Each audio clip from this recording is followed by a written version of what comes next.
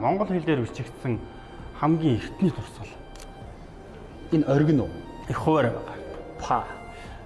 Брахман бичгээр бичигдсэн байсан. Брахман бичиг маань бол тон зэрэг эртний энэтхэг аричудаас гаралтай энэтхэг аричудаас гаралтай тийм бичиг энэтхгээс гаралтай одоо баамрын молж мэдсэн. Юу юм бэл ч те. Монголч ч дээрээсээ доошоо. Тий.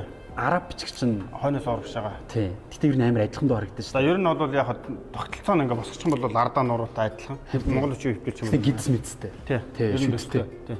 Тэгсэн чинь энэ хоёр яагаад адилхан байгаа гэсэн чинь энэ хоёрын суур хэл чинь арамеик гэдэг нөгөө Есүсийн ярьдаг байсан бүр 2000 жилийн өмнөх хэл. Би бичгийг харсан байхгүй. Бичгийн хувьд бол манай согдоос авч байгаа байхгүй. Харин тийм биш. Согдоодоос тий. Тэр согдуудаар дамжуулж уйгурчууд аваад уйгурчуудаас монголчууд авсан. Энэ бичгийг гэдэг нь одоо тажикууд шүү дээ одоогийн. Тажикстанийнхаа. Тий, Тажикстанийнхаа. Гэхдээ бид нар энэ бичгийг эзэж энэ бол монголч гэж ярьдаг. Уйгурч монголч гэж бас хүндлэж хэлж штэ. Бид нар хаанаас авснаа хэлээд байна тий. Тэгээд энэ бас имэйл орчин үеийн имэйл юм биш тий. Орчин үеийн имэйл чинь нэг нарийн хэмжээ өндөр байдаг штэ. Олон төрлийн имэйл байна.